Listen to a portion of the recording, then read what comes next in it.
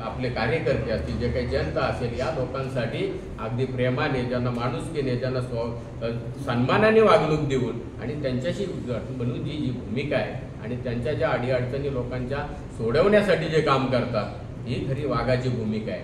आता यांची भूमिका मी सांगतो. आता गाढव कोण आहे? तो गाढव, ज्या गाढवाच्या जर कातडं जर वाघाचं पांघरलं तर त्याला डरकाळी फोडताना तो सांगितलं तू आता डरकाळी फोड, तर त्याला वाघाची डरकाळी फोडता येईल का?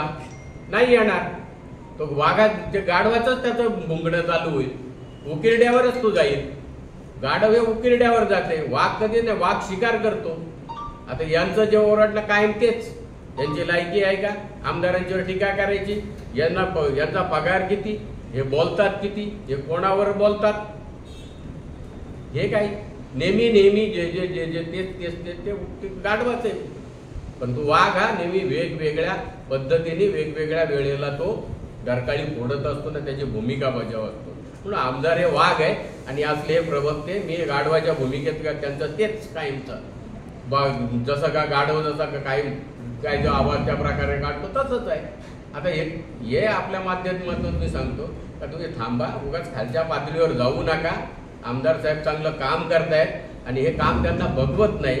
विकासाचं असेल, समाजाचं असेल, आध्यात्मिक असेल, पारमार्थिक असेल, वारकरी धारकरी सगळ्यांच्यासाठी जे काम करणारं नेतृत्व आहे आणि ते नेतृत्व आज मोठं होतं यांना बघवत नाही आणि त्यांच्या पुढे यांचं काही चालत नाही. त्याच्यामुळं काहीतरी कुठंतरी दृष्टलाची कुठंतरी अपशकुन करायचा म्हणून काहीतरी वेगवेगळ्या भाषा खालच्या पातळीवर जायचं जेणेकरून संघर्ष होईल का. परंतु आम्ही तेवढे काही मूर्ख नाही आहोत, आम्ही समजदार आहोत. आम्हाला जनतेच्या हिताचं, या मतदारसंघाच्या विकासाचं ध्येय आमदारांनी पाहिले.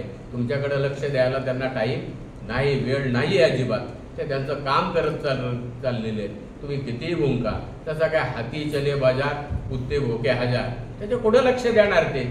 ते आपले पेरे पाटील सरपंच यांनी म्हटलं होतं गाडी चाललेली आहे रस्त्याने, बैलगाडीवाला गाडी घेऊन चाललाय आणि कुत्र विनाकारण त्याच्या गल्ल्यांचं भुंकतंय त्याच्यावर, तर काही प्रॉब्लेम आहे का त्याचा? त्यांनी काय त्याचं घेतलेलं नसतंय, काही खाल्लेलं नसतंय, पण ते भुंकतंय. ही जी भूमिका आहे ही सोडा. तुमची काय भूमिका असेल, तुम्ही काय आघाडी केली असेल, तुमची काय युती झाली असेल, त्यामध्ये आम्हाला काय जायचं नाही. त्याबद्दल आपली मुलाखत झाल्यानंतर ताबडतोब तटकरेंना प्रश्न विचारला का कर्जत रायगडमध्ये उबाटा बरोबर युती तुमची झाली का? तर ते म्हणतात अशी काय युती झालेली नाहीये. बघा, एवढा मोठा नेता प्रदेशाध्यक्ष स्वतःला म्हणवतो आणि धादांत किती खोटं म्हणतोय. खोपोलीच्या सभेमध्ये सांगतो तुम्हाला घ्या बरोबर उबाटा बरोबर युती करायची असेल त्यांच्या बरोबर करा. इकडे त्यांच्या नेत्यांनी हातात हात घालून हात उंचावून जाहीर केली ती युती, त्यांची परिवर्तन आघाडी, आणि ती आघाडी झाली नाही म्हणून संपूर्ण महाराष्ट्राच्या मीडिया समोर येऊन तटकरे बोलतात अशी काही युती झाली नाही. ते गेट टुगेदरसाठी तिथं दिवाळीच्या फराळासाठी जमले होते. मग दिवाळीच्या फराळासाठी जमले आणण्यात आली. त्यामध्ये त्यांनी त्या माझ्या मुलाखतीला उत्तर देताना म्हटलं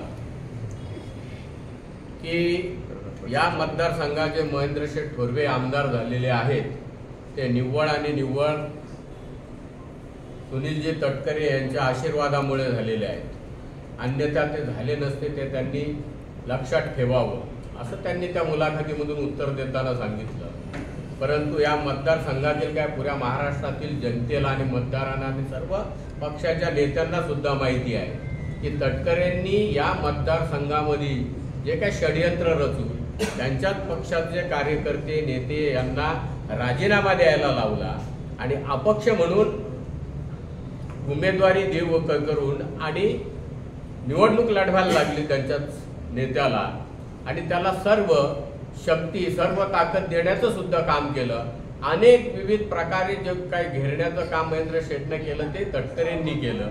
ते मी त्या मागच्या मुलाखतीत सांगितलं का ते त्यांचं ते पाप करण्याचं काम जे आहे तटकरेंचं षडयंत्र, जी भस्मासुराची भूमिका ती सातत्याने इथं या मतदारसंघात नाही तर रायगड जिल्ह्यामध्ये दिसून आलेली आहे. परंतु हे एक केविलवाडे आहे का काय तुम्ही मांडताय का महेंद्रशेठ थोरवे यांना तटकरेंनी आमदार केलं यांच्या आशीर्वादामुळे झालं. हे किती हास्यास्पद आहे. कुठून हा जावई शोध लावला, कुठून हा ज्योतिषीत निर्माण झाला का अचानक त्यांना आता एका वर्षानंतर तटकरे साहेबांनी महेंद्रशेठ थोरवे यांना आमदार केलं म्हटलंय ते विसरू नका. म्हणजे एवढं हास्यास्पद आणि एवढं बालिश वक्तव्य आणखी अन्य कुठला असू शकत नाही. आणि त्यांनी उत्तर देताना किंवा त्यांचं मत मांडताना त्या ठिकाणी म्हटलं ते तटकरेहून बोलण्याची यांची लायकी आहे का? म्हणजे व्यक्तिशः माझी लायकी काढणं तुझ्यासारख्या विकाऊ माणसाला किंवा नतद्रष्ट माणसाला, उद्रेकी माणसाला कधीच शक्य नाही किंवा तुझी ती पात्रता नाही. मी थोडीशी मर्यादा ठेवून बोलेन. माझी लायकी काय आहे? गेल्या राजकारणात मी पण 38 वर्ष सक्रिय राजकारण करतो. तो काँग्रेस पक्ष असेल, राष्ट्रवादीमध्ये असेल, शिवसेनेमध्ये काम करतो. जेव्हा काम करत असताना, राजकीय जीवनामध्ये काम करत असताना आणि सामाजिक क्षेत्रात सुद्धा मी उल्लेखनीय काम करतो. जे माझ्या गावामध्ये जे काही काम मी केलेलं आहे, त्यामुळे जे काही लोकांचा पाठिंबा आहे, लोकांचं सहकार्य, लोकांचं प्रेम मला मिळतंय. यांना कोणी विचारत नाही. प्रत्येक ज्या ठिकाणी जातील तिथे लोक त्यांना शिव्या देतात, वाईट बोलतात, चांगलं कधी बोलत नाही. ज्यांची गावात पत नाही ना, नाव गणपत म्हणणारे हे प्रवक्ते आणि आम्हाला बोलणार तुमची लायकी नाहीये. मी माझ्या जीवनामध्ये जास्त निवडणुका लढवल्या नाही. निवडणुका जिंकण्यासाठी असतात, हरण्यासाठी असतात. माझे वडील सुद्धा ग्रामपंचायत सदस्य होते. मी सुद्धा ग्रामपंचायत सदस्य 2007 साली होतो. विद्यमान आता ग्रामपंचायतमध्ये माझा मुलगा सुद्धा सदस्य आहे.